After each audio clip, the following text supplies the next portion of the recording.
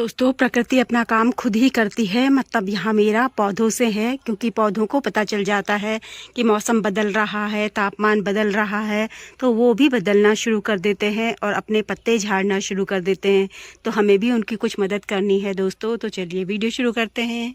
नमस्कार दोस्तों, स्वागत है आप सबका। दोस्तों, आज का जो वीडियो है वो बहुत ही खास है। जो हमारे परमानेंट फूल वाले पौधे होते हैं ना, अब वो कुछ पौधे डोरमेंसी में चले जाते हैं। डोरमेंसी का मतलब मैं पहले आपको ये बता देती हूँ कि पौधे क्या होते हैं कि पौधे मरते नहीं हैं, पौधे बिल्कुल सही रहते हैं।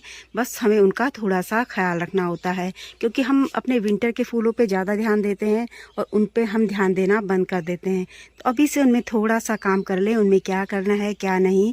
तो वो पौधे क्या होते हैं, ग्रोथ नहीं करते। उनमें फूल तो आते हैं लेकिन फूलों का साइज़ बिल्कुल छोटा हो जाता है। तो दोस्तों, हमें इतना भी लालची नहीं होना है। तो पौधों को भी हमें थोड़ा आराम करने देना है। तो बहुत सारे पौधे होते हैं मेरे पास भी, जो हैं जितने मतलब फूल वाले पौधे मेरे पास हैं मैं वही आपको बताऊंगी। और ये मुझसे किसी ने मतलब पूछा है कि आप बताओ कि उनकी केयर कैसे करें, कैसे उनका ध्यान रखें। तो सबसे पहले आपको क्या करना है, अभी तो देखो मेरी मिनी चांदनी बहुत ज़्यादा खिल रही है और ये चल रहा है सितंबर, मुझे लगता है अक्टूबर में भी खिलेगी। तो जब इसके फूल बिल्कुल बंद हो जाएंगे तो मैं इसकी प्रूनिंग कर दूंगी। देखूंगी कि मतलब क्या कंडीशन है, हार्ड प्रूनिंग करनी है या सॉफ्ट प्रूनिंग करनी है। तो मैं वो हमेशा हर साल ऐसा करती हूँ और थोड़ी थोड़ी इसमें खाद डाल दूंगी। फिर जब बहुत ज़्यादा सर्दी आती है ना दोस्तों, दिसंबर जनवरी में, तब मतलब इनको हमें कुछ भी नहीं देना है, सिर्फ ध्यान रखना है कि पानी की ज़रूरत है या नहीं। तो बस सिर्फ पानी डालना है। उस टाइम पे हमें इनमें बिल्कुल भी खाद नहीं डालनी है। प्रूनिंग करने के बाद जब मैं करती हूँ तो थोड़ी सी खाद इसलिए डालती हूँ कि ताकि जो पौधा है उसे और पोषक तत्व मिले और पौधे में जो पौधे की ग्रोथ है वो थोड़ा अच्छे से हो। और फूल खिलाने के लिए नहीं डालती दोस्तों, मैं बस पौधे की थोड़ी सी ग्रोथ के लिए डालती हूँ। तो ये देखो, सबसे पहला तो पौधा मेरा मिनी चांदनी है, तो मैं इसकी कर देती हूँ प्रूनिंग। अभी नहीं करूँगी, कुछ टाइम बाद करूँगी जब इसमें फूल खिलना बंद हो जाएंगे। अगला पौधा है मेरा नाग चंपा। देखो, नाग चंपा में जब फूल खिलना बंद हो जाते हैं तब मैं इसकी भी सॉफ्ट प्रूनिंग कर देती हूँ। उतनी हाइट तक देखती हूँ मैं पहुँच पाती हूँ या नहीं पहुँच पाती हूँ, क्योंकि वो काफ़ी ऊंचा है। तो मैं अभी तो वो काफ़ी खिल रहा है, उसकी भी मैं सॉफ्ट प्रूनिंग कर दूंगी और उसके बाद उसमें थोड़ी सी खाद डाल दूंगी। तो अगले हैं ये हमारे देसी गुड़हल। देसी गुड़हल में क्या होता है, फूल तो खिलते रहते हैं, सर्दियों में फूल खिलते हैं मिर्ची गुड़हल में। मिर्ची गुड़हल भी मैंने लगाया हुआ है, वो देखो काफ़ी मतलब फैल गया है, वो भी काफ़ी बड़ा हो गया है। वो भी मैंने कटिंग से लगाया था। मेरे गार्डन में जितने भी गुड़हल हैं सब मैंने कटिंग से लगाए हुए हैं। तो इनके भी अभी नहीं कर रही हूँ मैं इसमें, क्योंकि काफ़ी सारे लोग फूल मांगने आते हैं तो उनको देना पड़ता है, क्योंकि अभी गुड़हल ही ज़्यादा खिल रहे हैं। तो फूल खिलेंगे, ऐसा नहीं है कि फूल नहीं खिलेंगे, फूल खिलेंगे लेकिन फूल कम मात्रा में खिलेंगे और फूलों का साइज भी छोटा हो जाएगा। तो इस वाले की मैंने अभी प्रूनिंग नहीं करी है। यहाँ पे अपने पिंक गुड़हल की मैंने हार्ड प्रूनिंग कर दी है। कुछ ब्रांच छोड़ी हुई है फूलों के लिए, कि जैसे मतलब कोई मांगने आए तो उन्हें फूल मतलब किसी ब्रांच में फूल खिलते रहेंगे तो देने के लिए ठीक रहता है। यहाँ पे वाइट गुड़हल की भी मैंने हार्ड प्रूनिंग कर दी है। और जो मेरा दूसरा वाला आलमंडा था उसकी तो मैंने बहुत ही ज़्यादा हार्ड प्रूनिंग कर दी है। और जो ये मेरा येलो वाला है, मेरे पास दो तरीके के आलमंडा है, येलो वाला है, इसकी भी मैंने मतलब थोड़ी थोड़ी कर दी है, थोड़ा छोड़ रखा है। और इसकी मैंने बहुत ही ज़्यादा कर दी है। यहाँ देखो, ये इस तरह पूरा टकला कर दिया है इसे। तो दोस्तों, ये गुड़हल तो मेरे ज़मीन में लगे हुए हैं, तो इनको खाद देने की मुझे कोई ज़रूरत नहीं है। वो इसलिए क्योंकि अब जब मैं सर्दियों की सब्जी बोऊंगी क्यारी में तो वहाँ से इनको भरपूर खाद मिल जाएगी।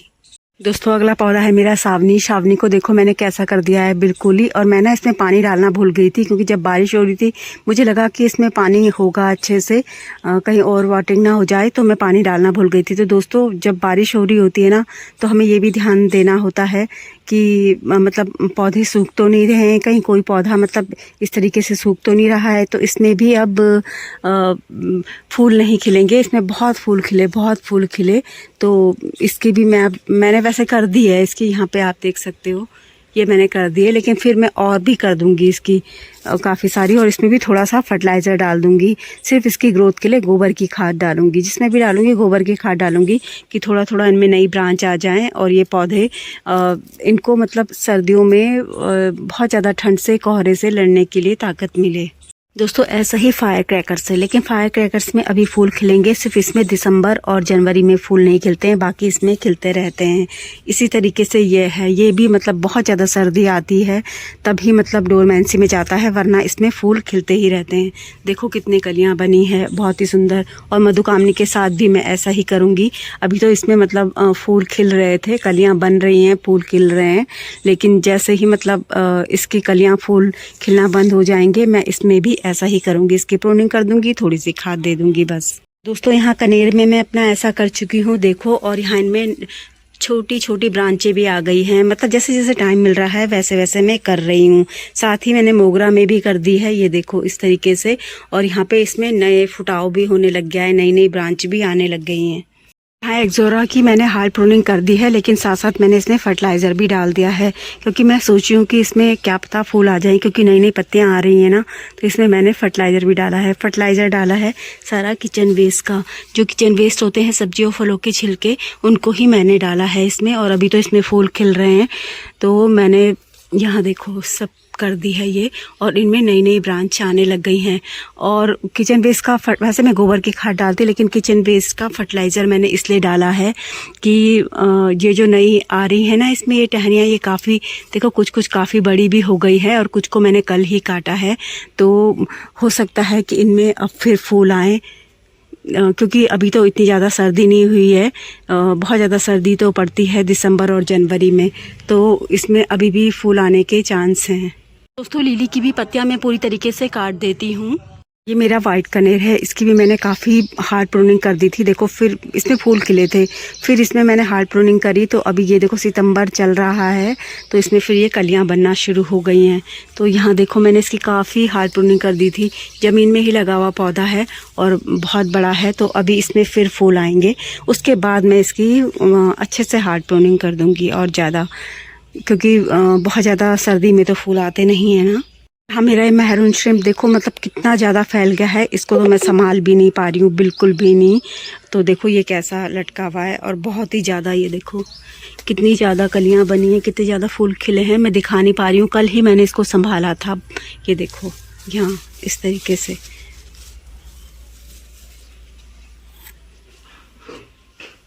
जब इसके फूल भी ख़त्म हो जाएंगे तो इसकी भी हार्ड प्रूनिंग कर दूँगी। दोस्तों जिन पौधों में आपके फूल खिल रहे हैं उनको अभी रहने दें, और जिनमें खिलके ख़त्म हो गए हैं, तो अगर आपको लग रहा है कि उनमें दोबारा फूल आ सकते हैं तो आप उस हिसाब से फर्टिलाइज़र डालें। और अगर आपको लग रहा है कि अब फूल नहीं आएंगे, तो उनकी प्रूनिंग करने के बाद उनके ग्रोथ के लिए कोई भी फर्टिलाइज़र डाल सकते हैं, जो भी फर्टिलाइज़र आप यूज़ करते हो। तो मैं तो जैसे जैसे देख रही हूँ वैसे वैसे अपने गार्डन में काम करती जा रही हूँ। आज देखो इस अपराजिता को भी मैंने सपोर्ट दिया था, तब ये सूख गई है, यहाँ से इसकी कुछ कुछ टहनियाँ खींची हैं, तो इस तरीके से हो गई है ये। इसमें वाइट और ब्लू दोनों तरह की अपराजिता है। तो अब तो लगभग बारिश जा ही चुकी है, तो अगर आप वैसा फर्टिलाइज़र नहीं देना चाहते तो कोई लिक्विड भी दे सकते हैं। अगर सॉलिड नहीं देना चाहते ना, तो लिक्विड बनाकर भी दे सकते हैं। दोस्तों बहुत सारे पौधे ऐसे भी होते हैं परमानेंट फूल वाले, जो मतलब पूरी साल ही फूल देते रहते हैं, जैसे जटरोपा। अपने एक बहुत बड़े जटरोपा की जो आगे लगा हुआ था, उसकी तो मैंने खैर बहुत ज़्यादा हार्ड प्रूनिंग कर दी है, बहुत ज़्यादा बड़ा हो गया था, लेकिन जो खेत में लगा हुआ है वो दिखाती हूँ मैं आपको। दोस्तों ये जटरोपा खेत में लगा रखा है मैंने, देखो। और ये जो जटरोपा होता है ना, इसकी मतलब आप शॉर्ट प्रूनिंग ही करना। अगर मेरी तरह पौधा बहुत ज़्यादा बड़ा हो गया है तब तो कर सकते हो आप, क्योंकि ये जो जटरोपा है ना पूरी साल फूल देता है, चाहे सर्दी हो, गर्मी हो, बरसात हो। जब इसके फूल खिलके ख़त्म हो जाएं तो आप फूल हटा देना, और फिर देखना इसमें फिर दोबारा नई नई टहनियाँ आएंगी और उनमें नए नए फूल खिलेंगे। यहाँ देखो मेरे नाग चंपा जो खेत में लगे हुए हैं, अच्छे खिल रहे हैं दोस्तों, ये काफ़ी अच्छे। दोस्तों जो ये टिकोमा है इसमें अब दूसरी बार फूल खिल रहे हैं, और जो मेरी मधुमालती है उसकी तो खैर मैंने हार्ड प्रूनिंग कर दी है, और ब्लीडिंग हार्ट की भी हल्की सॉफ्ट प्रूनिंग कर दी, क्योंकि ब्लीडिंग हार्ट इतनी ज़्यादा नहीं बढ़ रही थी।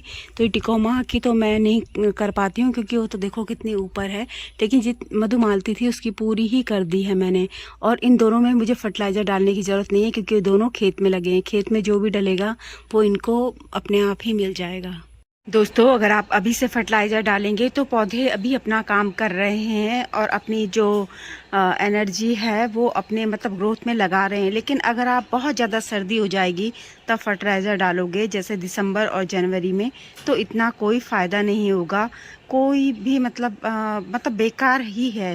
बहुत ज़्यादा सर्दी में ये फर्टिलाइज़र डालना, तो अगर आप डालना चाहते हैं तो अभी डाल सकते हैं दोस्तों होता क्या है कि कुछ टाइम बाद हमारा पूरा ध्यान अपने सर्दियों के फूलों में चल जाता है, तो हम इन वाले फूलों को मतलब थोड़ा इग्नोर से कर देते हैं। तो आप इनका अभी से ध्यान रखना शुरू कर दें। जैसे जैसे आपको समय मिल रहा है, अगर आपके पास बहुत ज़्यादा पौधे हैं तो इनको भी मतलब थोड़ा थोड़ा ध्यान रखें, थोड़ा थोड़ा फर्टिलाइज़र डाल दें। जो भी करना है, सॉफ्ट प्रूनिंग, हार्ड प्रूनिंग, जो भी आपको ठीक लगता है आप अपने पौधे को देखें, उसके अनुसार करें। अगर मेरी दी हुई जानकारी आपको थोड़ी भी अच्छी लगी हो दोस्तों, तो प्लीज़ वीडियो को लाइक ज़रूर करें और वीडियो में अंत तक बने रहने के लिए आप सभी का दिल से बहुत बहुत धन्यवाद।